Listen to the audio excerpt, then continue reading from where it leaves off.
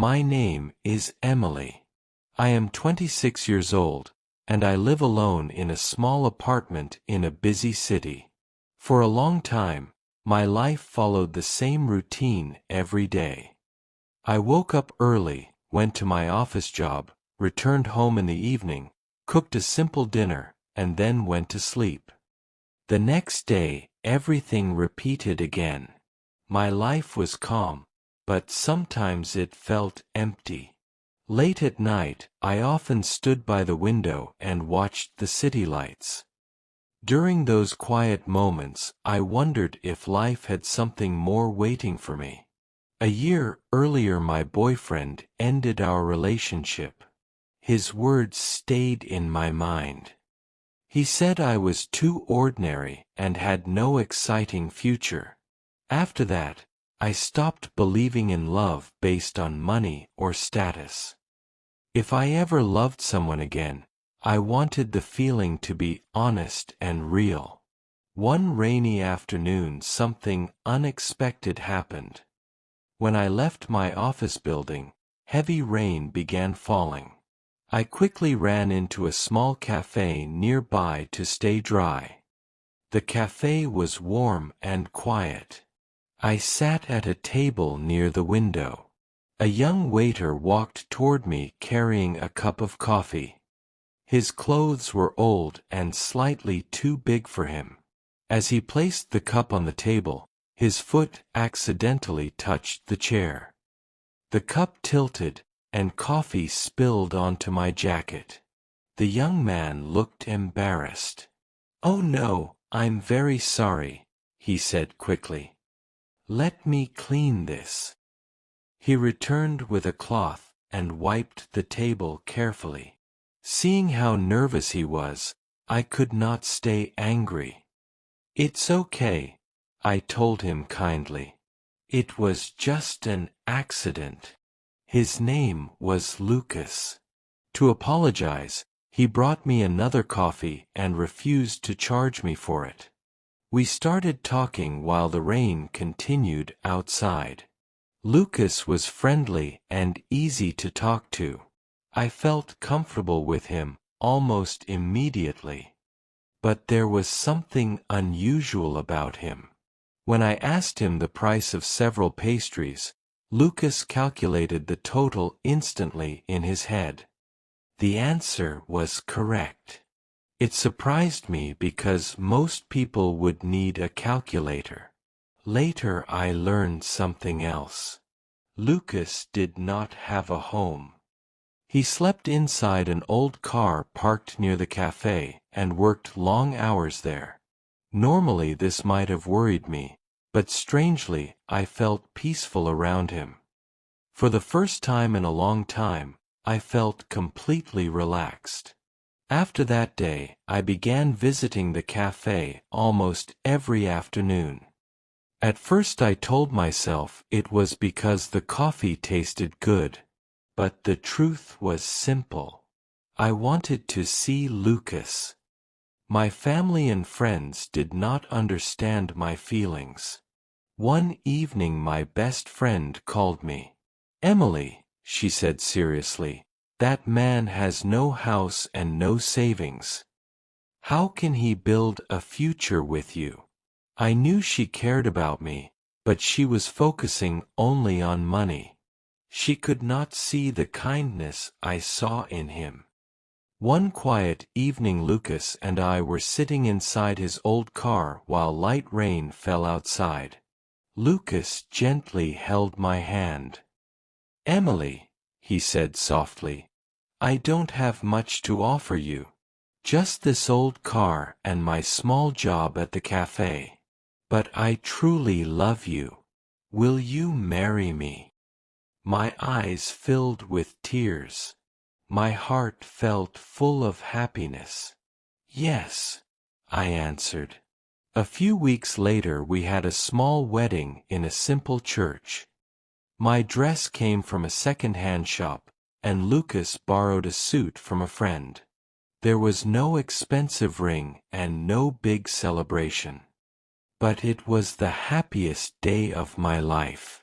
After the wedding we lived together in my small apartment. Our life was simple but warm. Lucas cooked dinner in the evenings while I washed the dishes. After dinner we sat at the kitchen table and talked about our dreams and hopes. Even though money was limited, we were happy. Sometimes Lucas surprised me. When business news appeared on television, he sometimes explained complex financial ideas like a professional expert. Then he suddenly looked confused. "I don't know why I understand these things," he once said. I simply smiled and held his hand.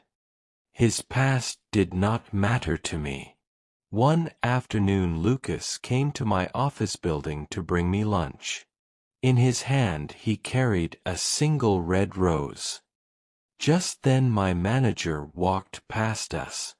Suddenly he stopped and stared at Lucas with shock. His face slowly turned pale. He looked at Lucas and then at a business magazine on his desk. The magazine cover showed a powerful businessman in an expensive suit. My manager whispered slowly, "This looks exactly like Daniel Reed, the billionaire who disappeared 5 years ago." My heart began beating faster. Within days, everything changed. Lucas's real identity was Daniel Reed, the missing owner of a huge business empire. 5 years earlier he survived a terrible car accident, but lost his memory completely. He had been living without knowing who he truly was. Soon reporters surrounded our apartment building. News about Daniel appeared in every newspaper. Then his uncle Richard Reed arrived. In front of reporters he acted friendly and polite. But when he looked at me, his eyes were cold. We moved into the large Reed family mansion. The house was beautiful but strangely empty. Slowly Richard began controlling Daniel's life.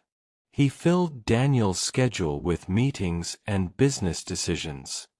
He also brought many people who told Daniel stories about his past. When they were alone, Richard spoke quietly to him. "Are you sure your wife truly loves you?" he asked. "Or did she marry you for your money?" Little by little Daniel became distant. He spoke less and came home later each night. Sometimes I saw doubt in his eyes. One evening I said softly, "I miss the man who worked in the café." Daniel said nothing. That night, I cried alone.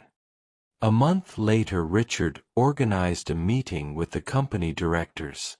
Everyone gathered in a large conference room. Richard stood confidently and began speaking. "Daniel Reed is no longer capable of leading this company," he said. "He lost his memory and married someone who knows nothing about our business world." Then he showed several photographs on a screen. The photos showed Daniel with another woman before the accident. The room filled with whispers. Daniel looked confused and helpless.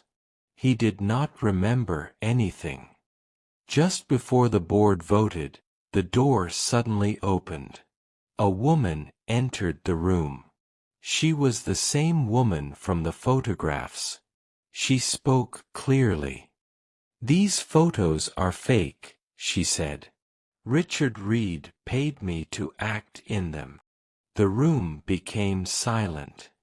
Hospital records then revealed the truth. After Daniel's accident, Richard had secretly taken him to a distant hospital under a false name to remove him from the company. Richard tried to deny everything, but the evidence was clear. Security guards escorted him out of the building. I stood beside Daniel and spoke calmly. "Daniel did not lose himself when he fell in love with me," I said. He simply became the person he truly was. Daniel looked at me with warmth in his eyes. He walked toward me and gently held my hand.